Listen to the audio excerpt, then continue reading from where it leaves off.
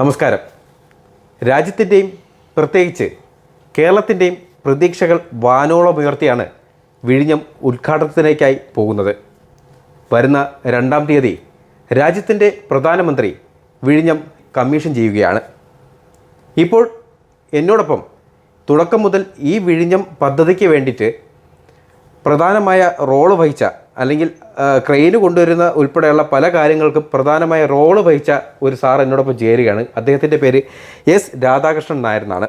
അദ്ദേഹം പെർഫെക്റ്റോ ലോജിസ്റ്റിക്സിൻ്റെ ഡയറക്ടറും കൂടിയാണ്. പെർഫെക്റ്റോ ലോജിസ്റ്റിക്സിനെ കുറിച്ച് നമ്മുടെ പ്രേക്ഷകരോട് നിങ്ങളുടെ പ്രവർത്തന മേഖല, പിന്നെ നമുക്ക് എന്തെല്ലാം അവസരങ്ങളുണ്ട്, ഇതിനെക്കുറിച്ചെല്ലാം ഒന്ന്. ഞാൻ 38 വർഷം കൊണ്ട് കാർഗോ ലോജിസ്റ്റിക്സ് ഫീൽഡിൽ ജോലി ചെയ്യുകയാണ്. മുണ്ടറ അവരുടെ കാർഗോ ക്ലിയറൻസുമായിട്ട് ബന്ധപ്പെട്ടാണ് കൂടുതൽ അടുക്കുവാൻ കഴിഞ്ഞത്. അതുകൂടാതെ അവരുടെ കൺസോൾ ഏജൻ്റായിട്ടുള്ള ഓൺഫ്രൈറ്റുമായിട്ട് പെർഫെക്റ്റോ ലോജിസ്റ്റിക്സുമായി ഒരു ജോയിൻ്റ് വെഞ്ചർ ബിസിനസ് കൺസോൾ മേഖലകളിൽ ചെയ്തുകൊണ്ടിരിക്കുന്നു. വിദേശ രാജ്യങ്ങളിൽ നിന്ന് കാർഗോ ഇന്ത്യയിലേക്ക് വരുമ്പോൾ അതിൻ്റെ ബിൽ ഓഫ് ലേഡിംഗ് കട്ട് ചെയ്യുമ്പോൾ ഹൗസ് വേ ബിൽ കട്ട് ചെയ്യുന്നതിൻ്റെ കൂടെ ഇന്ത്യൻ ഏജൻ്റായിട്ടുള്ള പെർഫെക്റ്റേയും അവർ ആഡ് ചെയ്യും. ആ രീതിയിൽ ഇന്ത്യൻ ഏജൻ്റായിട്ട് വിദേശത്ത് വരുന്ന കാർഗോകൾ കൈകാര്യം ചെയ്തുകൊണ്ട് ഇരിക്കുകയാണ്. 38 വർഷമായിട്ട് നമ്മൾ കൂടുതലും ഹാൻഡിലിങ് ചെയ്യിക്കുന്നത് ഡിഫൻസ് പരമായിട്ടും ഗവൺമെൻറ് പരമായിട്ടുള്ള കാർഗോകളാണ് നമ്മൾ ഹാൻഡിൽ ചെയ്തിട്ടുള്ളത്. വിദേശ രാജ്യങ്ങളിൽ നിന്ന് വരുന്ന ISROയ്ക്ക് വേണ്ടിയുള്ള എക്യുപ്മെൻറ്റുകളും കൂടംകുളം താപവൈദ്യുത നിലയത്തിന് വേണ്ടിയുള്ള എക്യുപ്മെൻറ്റുകളുമെല്ലാം കൺസോൾ ചെയ്ത് ഇന്ത്യയിലെത്തിക്കുകയും എയറിലായാലും സീയിലായാലും അത് കസ്റ്റംസിൻ്റെ പേരിൽ ഡെലിവറി ഓർഡർ കൊടുക്കുകയും ബിൽ പ്രോസസ്സിങ് ചെയ്ത് ആ ഓൺ ബിഹാഫ് ഓഫ് രീതിയിൽ ഇന്ത്യ ഏജൻ്റായിട്ട് വർക്ക് ചെയ്തുകൊണ്ട് നിൽക്കുന്നു. ഈ പെർഫെക്റ്റോ ലോജിസ്റ്റിക്സ് എന്ന് പറയുന്നത് 2020 ഞാൻ പറഞ്ഞ എൻ്റെ കൊളീഗ്സ് എന്ന് പറയുന്ന ആളുമായിട്ട് ചേർന്ന് ഈ കമ്പനി രജിസ്റ്റർ ചെയ്യുകയും നമ്മൾ ഗവൺമെൻറ് നേരത്തെ ബൊലേറോ ലോജിസ്റ്റിക്സിലും എയർലിങ്കിലും ചെയ്തുകൊണ്ടിരുന്ന ആ എക്സ്പീരിയൻസ് കൊണ്ട് വിവിധ ഡിപ്പാർട്ട്മെൻറ്റിലെ കാർഗോകൾ ഹാൻഡിൽ ചെയ്യാൻ എക്സ്പീരിയൻസ് ഉള്ളതുകൊണ്ട് ഗവൺമെൻറ് ടെൻഡറുകൾ നമുക്ക് പാർട്ടിസിപ്പേഷൻ ചെയ്യുവാനും കഴിഞ്ഞു. നമ്മുടെ റേറ്റ് കുറവായതുകൊണ്ട് നമുക്ക് റേറ്റുകളും കിട്ടി. ഇന്ന് ഈ ലോജിസ്റ്റിക്സ് കോഴ്സുള്ള കോളേജുകൾ കേരളത്തിൽ അവൈലബിൾ അല്ല. ഈ വിഴിഞ്ഞം അന്താരാഷ്ട്ര തുറമുഖം വന്നതുകൊണ്ടാണ് ഇപ്പോൾ വളർന്നുകൊണ്ടിരിക്കുന്നതും ഇൻസ്റ്റിറ്റ്യൂട്ടുണ്ട്. ഇപ്പോൾ ഉദാഹരണത്തിന് ആർട്സ് കോളേജിനകത്ത് 2 വർഷ കോഴ്സുണ്ട്. മറ്റ് പ്രൈവറ്റ് ഇൻസ്റ്റിറ്റ്യൂഷൻ എല്ലാം ലോജിസ്റ്റിക്സ് പഠിപ്പിക്കുന്നുണ്ട്. അതിൻ്റെ എക്സ്പീരിയൻസ് കൊടുക്കുന്നു. അവർക്കൊരു 6 മാസത്തെ ഇൻറ്റേൺഷിപ്പ് ഷിപ്പുകളിൽ കൊണ്ട് കാണിച്ചു കൊടുക്കുന്നു. പണ്ട് ഇത്തരത്തിലുള്ളതൊന്നും ഇല്ലായിരുന്നു. ഞാൻ ഇതിന് ഉപരി ചില ഇൻസ്റ്റിറ്റ്യൂട്ടുകളിൽ ചെന്നൈയിലും ബാംഗ്ലൂരിലും കാർഗോ ലോജിസ്റ്റിക്സ് പഠിപ്പിക്കുവാൻ പോകുന്നതുമാണ്.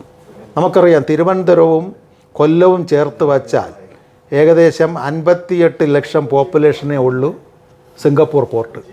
സിംഗപ്പൂർ എന്ന് പറയുന്ന പോർട്ടിൻ്റെ വരുമാനം കൊണ്ടാണ് ആ രാജ്യം പോണത്. കേരളത്തിൻ്റെ 2 ജില്ല ചേർന്ന ഒരു കൊച്ചു രാജ്യമാണ് സിംഗപ്പൂർ. ഇന്ന് അവിടെ ലോജിസ്റ്റിക്സും സപ്ലൈ ചെയിനും കപ്പൽ കമ്പനികളും കൊണ്ട് വരുമാനം വന്നതുകൊണ്ടാണ് ആ പോർട്ട് നിലനിൽക്കുന്നത്, ആ രാജ്യം നിലനിൽക്കുന്നത്. പക്ഷേ സിംഗപ്പൂർ 20 മീറ്റർ താഴ്ചയേ ഉള്ളൂ. ഇവിടെ വന്ന 28,000 കണ്ടെയ്നർ വന്ന MSC മാസ്ക് മറിയയുടെ കപ്പൽ അവിടെ പോകണമെങ്കിൽ സിംഗപ്പൂർ മണ്ണ് മാറ്റി കൊടുക്കണം, ഡ്രഡ്ജിങ് ചെയ്യണം. വിഴിഞ്ഞം പോർട്ടിനകത്ത് ഞാൻ കണ്ടിട്ടുള്ളതാണ്. അവിടെ പോയി വലിയ കപ്പലുകൾ വരുമ്പോൾ മണ്ണ് മാറ്റിയതിന് ശേഷമേ ആ കപ്പലകത്ത് കയറ്റാൻ ഒക്കുള്ളൂ. ജബിലാലിയുടെ താഴ്ച 19.5 മീറ്ററേ ഉള്ളൂ. വിഴിഞ്ഞത്തിൻ്റെ താഴ്ച മണ്ണും കൂടി മാറ്റി കൊടുക്കുകയാണെങ്കിൽ 23 മീറ്റർ താഴ്ചയുണ്ട്. അപ്പം 55 മീറ്റർ നീളവും ഏകദേശം 40 മീറ്റർ വീതിയും അതേപോലെ 23 മീറ്റർ താഴ്ചയുമുള്ള ഒരു കപ്പൽ വിഴിഞ്ഞത്ത് വന്നാൽ ഒരു KSRTC ബസ് എങ്ങനെയാണോ തമ്പാനൂരിൽ കയറ്റിയിടുന്നത് ആ രീതിയിൽ കപ്പൽ ഓടിച്ചു കൊണ്ടുവന്ന് വാട്ടർ ഫോഴ്സിനകത്ത് കയറി പുലിമുട്ട് വഴി നേരെ വന്ന് ബർത്തിലടുപ്പിച്ച് മറ്റ് രാജ്യത്തു നിന്ന് വന്ന് കിടക്കുന്ന ചെറിയ കപ്പലുകളിൽ ഈ ആർട്ടിഫിഷ്യൽ ഇൻ്റലിജൻസ് ക്രെയിൻ ഷെൻഗോയിൽ വന്ന ക്രെയിൻ ഉപയോഗിച്ച് മാറ്റി പല ഈ ഇൻ്റർനാഷണൽ റൂട്ട് വേറെ 8 നോട്ടിക്കൽ മൈൽ ദൂരമേ ഉള്ളൂ. ഈ കപ്പലുകൾക്കെല്ലാം ഇവിടെ വരാം. താങ്കൾ വിഴിഞ്ഞത്തൊരു പ്രദേശവാസി കൂടിയാണ്. അപ്പോൾ ഈ വിഴിഞ്ഞം ഈ പദ്ധതിയിലേക്ക് വരാനുണ്ടായ സാഹചര്യത്തെക്കുറിച്ച് ഒന്ന് പറയാമോ? പ്രത്യേകിച്ച് തിരുവനന്തപുരത്തിൻ്റെ വലിയൊരു വളർച്ചയിലേക്ക് എത്താൻ പോകുന്ന വലിയൊരു പ്രോജക്റ്റാണ്. നമ്മളെല്ലാം 82 കാലഘട്ടത്ത് ബോംബെയിലേക്ക് കയറിപ്പോയ വ്യക്തികളാണ് തൊഴിലിന് വേണ്ടി. അവിടെ നിന്ന് ബാംഗ്ലൂർ ജോലി ചെയ്തു, അവിടെ നിന്ന് ഗുജറാത്തിൽ പോയി. അപ്പോൾ അന്നൊന്നും നാട്ടിൻപുറത്തുള്ളവർക്ക് കാർഗോ എന്ന് പറഞ്ഞാൽ അറിഞ്ഞുകൂടാ. കാർഗോ എന്ന് പറയുന്ന ഈ സമ്പ്രദായം ഇൻ്റർനാഷണൽ ലെവൽ വന്നിട്ട് 5 വർഷമേ ആയേ ഉള്ളൂ. അതുവരെ കാർഗോയിൽ ജോലി ചെയ്യുന്നു, അല്ല എങ്കിൽ പോർട്ടിനകത്ത് ജോലി ചെയ്യുന്നു എന്നേ പറയുന്നുള്ളൂ. കാരണം ഇവിടെ നിന്നൊരു കാർഗോ കോഴ്സ് 1.5 വർഷം ഡിപ്ലോമ എടുത്ത് വിദേശത്ത് പോകുകയാണ് എങ്കിൽ അവരുടെ തന്നെ ഒരു എൻട്രൻസ് പാസ്സായാൽ മാത്രമേ അവിടുത്തെ പോർട്ടുകളിലോ ലോജിസ്റ്റിക്സുകളിലോ ജോലി കിട്ടുകയുള്ളൂ. പക്ഷേ അത് പാടില്ല. ഇന്ത്യക്കകത്ത് ഏത് ലോജിസ്റ്റിക്സ് സപ്ലൈ ചെയിൻ കോഴ്സ് പാസ്സായാലും ഇൻ്റർനാഷണൽ സീ പോർട്ടിലോ എയർപോർട്ടിലോ ജോലി ചെയ്യണമെങ്കിൽ യൂണിഫോമായ രീതിയിൽ ഇവിടെ നമ്മൾ പഠിച്ച അതേ സിലബസ് ആയിരിക്കണം അവിടെയും എന്നുള്ളൊരു സമ്പ്രദായം ലോജിസ്റ്റിക്സ് കാർഗോ ഫീൽഡിൽ കൊണ്ടുവന്നത് നമ്മുടെ പ്രധാനമന്ത്രിയാണ്. അതുകൊണ്ടാണ് ഇത്തരത്തിലുള്ള അന്ന് കാർഗോ കോഴ്സും ഈ 5 വർഷമായതിനു ശേഷം ലോജിസ്റ്റിക്സ് സപ്ലൈ ചെയിനായി മാറിയതും. അപ്പോൾ അന്ന് ചെയ്ത ജോലിയാണ് ഇന്നുള്ള ജോലി. അന്ന് നമ്മൾ ഈ ജോലികളെല്ലാം ചെയ്തുകൊണ്ടിരുന്നത് മാനുവൽ പേപ്പർ വർക്കാണ്, കൈകൊണ്ട് എഴുതുക. ഇന്ന് ഈ ജോലികൾ ചെയ്യുന്നതെല്ലാം ഓൺലൈൻ വഴിയും നല്ലൊരു സ്മാർട്ട് ഫോൺ കയ്യിലുണ്ടെങ്കിൽ ഏത് രാജ്യത്തുള്ള കാർഗയും ഏത് പോർട്ടിലും നമുക്ക് കൊണ്ടുവരുവാൻ ഓൺലൈൻ വഴി നമുക്ക് അയാട്ട ലൈസൻസും ഫിയാട്ട ലൈസൻസും CHA ലൈസൻസും കാർഗോ ഹാൻഡ്ലിംഗ് ഷിപ്മെൻറ്റ് ലൈസൻസും ഷിപ്പ് ഷോർ ലൈസൻസും എല്ലാം ഉണ്ട് എങ്കിൽ ഇത്തരം ഗവൺമെൻറ് നിശ്ചയിച്ചിട്ടുള്ള 5 ലൈസൻസിൽ ഉണ്ടെങ്കിൽ എന്നെപ്പോലുള്ളൊരു ഭാരതീയന് സംരംഭകനാകുവാൻ കഴിയും. ഈ ഒരു തുറമുഖം വിഴിഞ്ഞത്ത് വന്നത് മുതൽ +2 വിദ്യാഭ്യാസം കഴിഞ്ഞ് ഡിഗ്രി കഴിഞ്ഞ് നിൽക്കുന്ന ഏതൊരു വ്യക്തിക്കും സ്വന്തമായ രീതിയിൽ കാർഗോ കമ്പനികൾ തുടങ്ങുവാൻ കഴിയും. അതിനുള്ള സാധ്യതകൾ ഗവൺമെൻറ് തുറന്നു കൊടുക്കുകയാണ്.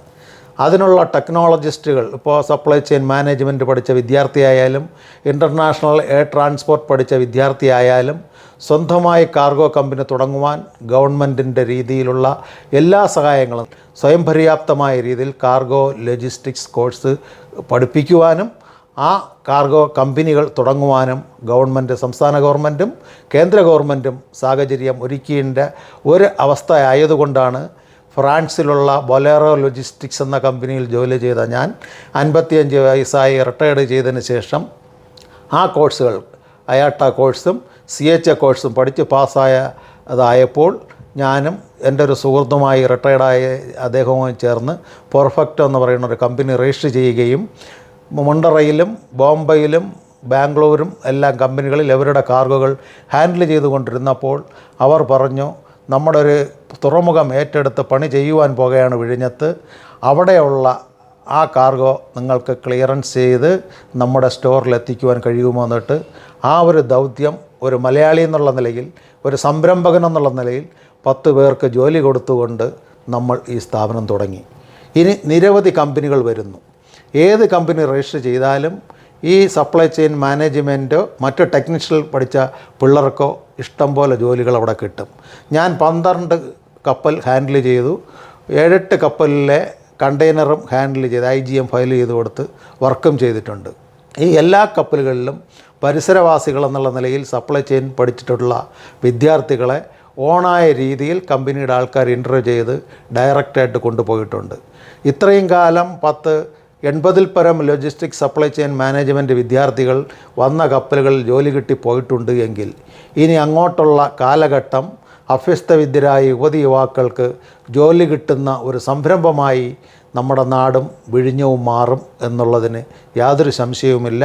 അതിൻ്റെ ഉദാഹരണമാണ് അദാനി സ്കിൽ ഡെവലപ്മെൻറ്റ് സെൻറ്റർ എന്ന് പറയുന്ന സെൻറ്റർ കോട്ടപ്പുറത്ത് തുടങ്ങിയതും അവിടെ നിന്ന് സർട്ടിഫിക്കറ്റ് കിട്ടിയ പിള്ളേരെ അവർ തന്നെ മുണ്ടറ പോർട്ടിൽ കൊണ്ടുപോയി ക്രെയിനിൻ്റെ ഓപ്പറേഷൻ പഠിപ്പിച്ചുകൊണ്ട് 26-ൽ പരം വരുന്ന പെൺകുട്ടികൾ അഭിമാനിക്കാം. നാരി ശക്തി എന്നുള്ള ഗവൺമെൻറ്റിൻ്റെ ആ പോളിസിയിൽ പെൺകുട്ടികൾ 18-നും 25-നും പ്രായമായ നമ്മളെ സഹോദരിമാർക്ക് വിഴിഞ്ഞം പോർട്ടിലുള്ള ഈ പരിസരവാസികളായ മക്കളാണ് ഇന്ന് ഈ കാർഗോ, ഇത്രയും ഹ്യൂജ് കാർഗോ ഹാൻഡിൽ ചെയ്യുന്നത്. വിഴിഞ്ഞത്തേക്ക് ആദ്യമായി ക്രെയിന് കൊണ്ടുവന്ന കപ്പലിൽ അങ്ങും സഞ്ചരിച്ചു എന്നും അതിൻ്റെ പിന്നാമ്പുറത്ത് അങ്ങായിരുന്നു എന്നുള്ള കുറച്ച് കാര്യങ്ങൾ ഞാൻ കേട്ടായിരുന്നു. അതിനെക്കുറിച്ചൊന്ന് പറയാം. ആ എക്സ്പീരിയൻസിനെ കുറിച്ച്, ഇതിൻ്റെ പിന്നിൽ പ്രവർത്തിച്ചതിനെക്കുറിച്ച്, ഇപ്പോൾ നേരിട്ട പ്രതിസന്ധികളെക്കുറിച്ച് എല്ലാം ഒന്ന് വിശദമായിട്ട് പറയാം.